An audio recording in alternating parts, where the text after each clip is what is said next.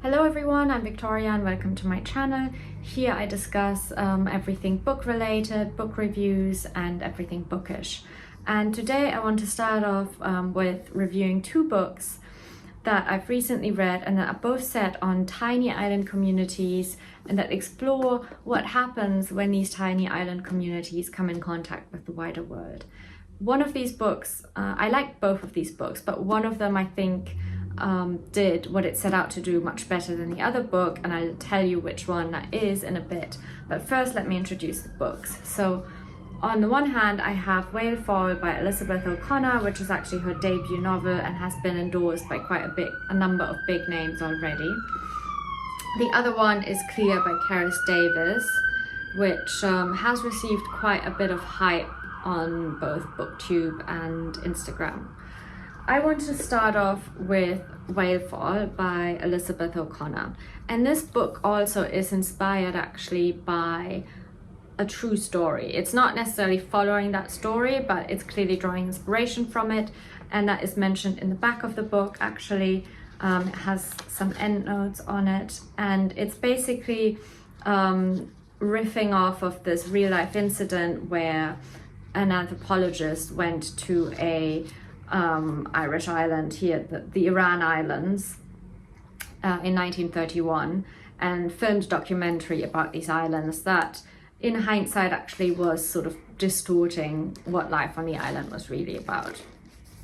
Now, the premise of the book, it's actually fairly easily summarized. So the book is set on this small Welsh island that only has about 12 families living on it. And it's the eve of the Second World War, so it's 1938, so we know the Second World War is coming. And now two things happen in the book. The first is a dead whale is beached on one of the island coves. And the second is, shortly after that, two anthropologists from Oxford arrive. Their names are Joan and Edward, and they arrive to kind of document island life. Our main narrator in this book is 18-year-old Manad, who has always lived on the island, and she lives there with her father, who's a lobster fisherman, and her little sister, Linus. And we get the story from her in a first-person narrative, and she's clearly in a state of, she's coming of age, she wants to experience the wider world, she knows that she's kind of confined to this tiny island, she's really interested in learning English, so her English is really good. So when these two ethnographers come along, she basically sees this as a chance and she's fascinated by them, and she sort of helps them actually translate a lot of things, because even though they're ethnographers and they did study Welsh before coming to this island, they realized that actually they don't speak the language well enough at all to really communicate with anyone on the island. So Manad helps out and translates a lot of their notes and sort of makes connections between the villagers and the ethnographers. And at first that is a sort of mutually beneficial relationship for both of them. Manad gets to talk to Joanne and Edward, and they tell her about what life is like in England, and actually also raise her hopes for an independent life. So especially Joanne, who Manad is really fascinated by, sort of tells her, if you want, you can study, you don't have to marry, sort of look at me, that's what I'm doing, you're smart enough, you can do this, without really sort of actually realizing that Joanne comes from a very privileged background and that isn't necessarily easily within reach for Manad. There's also a theme going on where I think both Joanne and Edward stand for different kind of politics that are happening at this point in time in England. And I don't want to spoil too much. I don't think it is quite obvious from the beginning that the relationship will probably not remain this beneficial throughout. But I do think there's sort of hints that Joanne stands for sort of a much darker, sort of fascist-inspired politics that is particularly interested in these kind of original, honest cultures that she's exploring on this Welsh island. So a very much sort of a blood and soil kind of ideology. And Edward, I think, is a more liberal, but also not necessarily very, morally upright character. And I think this is sort of alluding to broader politics. But I don't want to spoil the ending. I think this book is well worth reading. I do think we get a little bit of character development from Manor throughout this book, although it's not massive, but I do think we can see her coming of age, understanding the world, sort of also maybe sort of experiencing her first big disappointment. What I think is quite nicely done as well is that the book, although it's mostly a first-person narrative, is interspersed with these ethnographer notes that we get. And in these notes, we can essentially see how they're recording some of the island lore, some of the oral traditions, songs, legends, myths, or just sort of smaller stories. And I think they contrast quite nicely with what happens sort of in the narrative, and you get a little bit of seeing that discrepancy between what the ethnographers report and what Maynard is experiencing.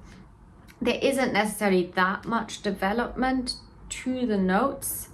They always kind of remain a little bit more, I would say, surface level, but it is quite nicely done. And I thought, in general, this book, for me, I compared it to a really good piece of pastry where it's very sweet. It's not sweet in its writing, but like it's sort of it keeps you wanting to nibble more and more. It's a bit light, it's a bit fluffy, but you feel quite like satisfied and happy having read the book.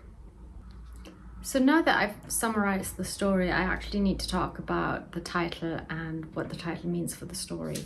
Now, a whale fall is actually a phenomenon where a dead whale sinks to the ground of the ocean, and as it decays, it becomes a new ecosystem for a whole host of other creatures, microorganisms, fish, shark, eel, and so on.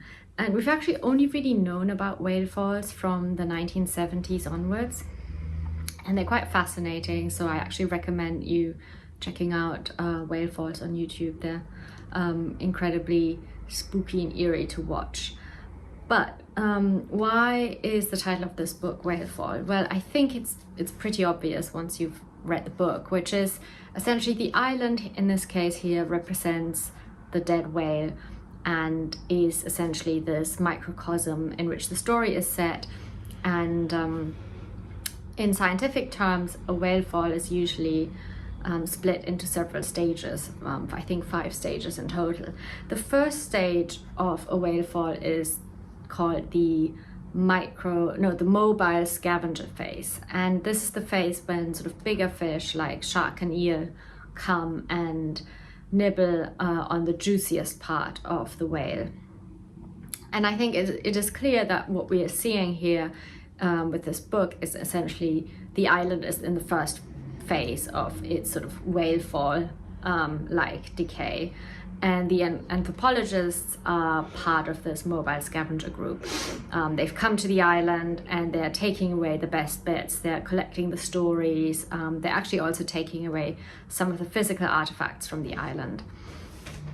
And as I said, this could be a really sort of bleak story, a story sort of exploitation and sort of untrustworthy characters just taking from the island, and the island sort of is left there dead. But I think if we look at what whale falls actually mean for their environment, there's also a bit of a positive spin to it, which is essentially that even though the island is dead, and we know it's dead, I mean, there's only 12 families left on this island, even without the anthropologists coming, we know the island isn't going to survive.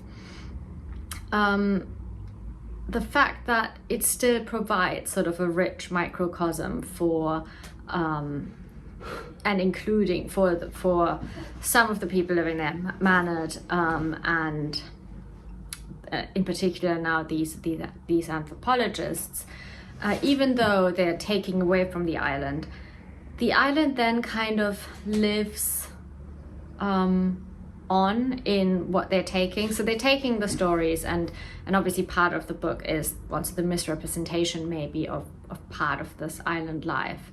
But I think the book tries to allude to the fact that even as the island is decaying and dissolving, it is enriching its environment, and maybe there will be it will live on in some shape or form in the wider world. And I think we also see this in Manad. I mean, I don't want to give away her story, but she's just coming of age, and I think she will sort of forge her own path.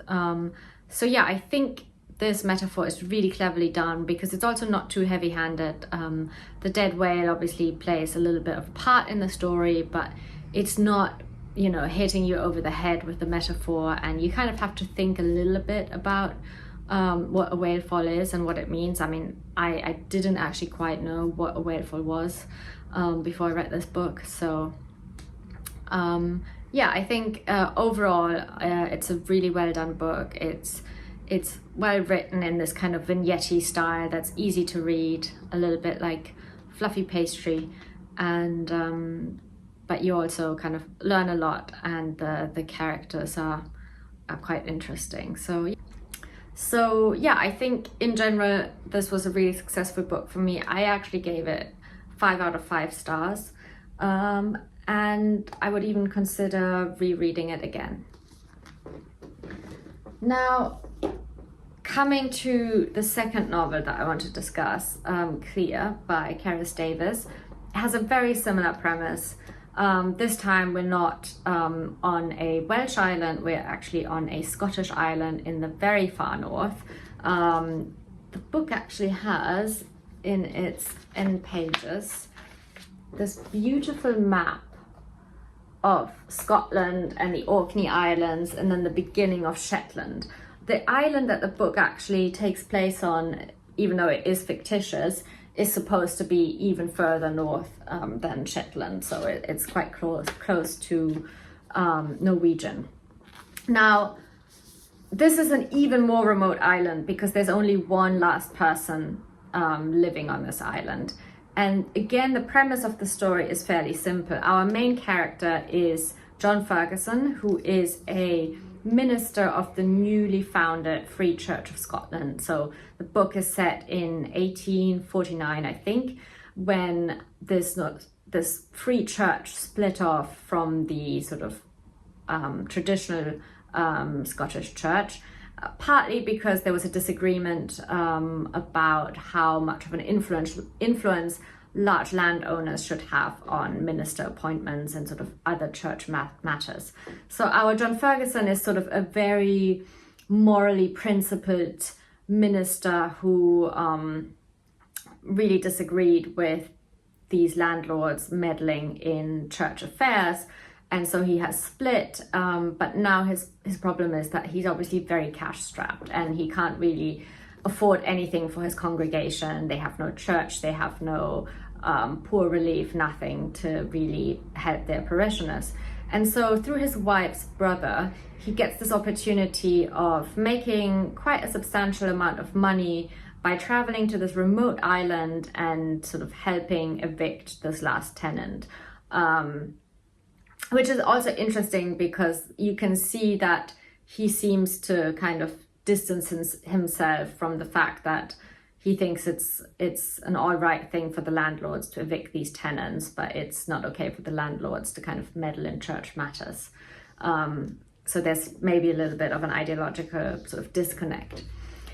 Anyway, so this takes place in a period of time when a lot of this enclosure movement and these Highland clearances, as they're known in Scotland, are happening. This is also where part of the title comes from. So I think Clear must allude to this Highland clearances scheme that was going on, which essentially, and this is just a bit of sort of economic or social history, was a period where landlords, essentially en masse, many landlords decided to start evicting the tenants that were living on their lands, partly because tenant rents were going down, partly because they wanted to move to sheep farming, which had proved really profitable.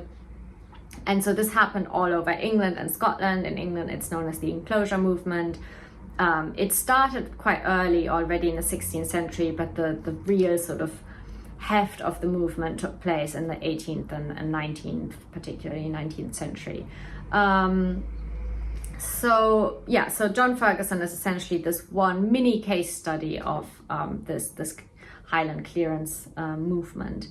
And as he travels to the island, he starts to try and pick up a little bit of the language of the last remaining tenant, because obviously he doesn't speak English or Scottish. The tenant speaks one of sort of these last remaining Nordic dialects. Now, as John arrives on the island, he actually immediately sets out to explore the island and tumbles down a cliff and remains and sort of has a severe fall and is unconscious and remains unconscious for a couple of days. And this is how Eva finds him. So Eva is the last remaining tenant on this island. And I think what really made the book for me was the characterization of Eva. So Eva really is, I think, very tenderly drawn. You really feel for Eva. And Eva is conflicted because he had the chance to move off the island earlier with his family, but he didn't want to. He really felt tied to the land. And then throughout the book, you realize that alongside him, you realize that he realizes that maybe he had been more lonely than he had actually thought. He's basically only living there with a cow and a pony, I think. So when he nurses John, he suddenly starts to feel this bond of friendship forming, and as John wakes up and they start to sort of communicate through pantomime and through John learning Eva's language, a really tender friendship forms. And I think that is beautifully done. What I didn't like so much was a lot of the nature description of the island, and there's essentially a lot of different descriptions of various states of the sea: tempestuous, boisterous, calm. The same goes for the fog. It's very sort of climate focused, and usually I really like that, but somehow it didn't quite work for me in this case, and I can't really put my finger on why. But I think the main sort of meat of the book is the friendship between these two characters anyways.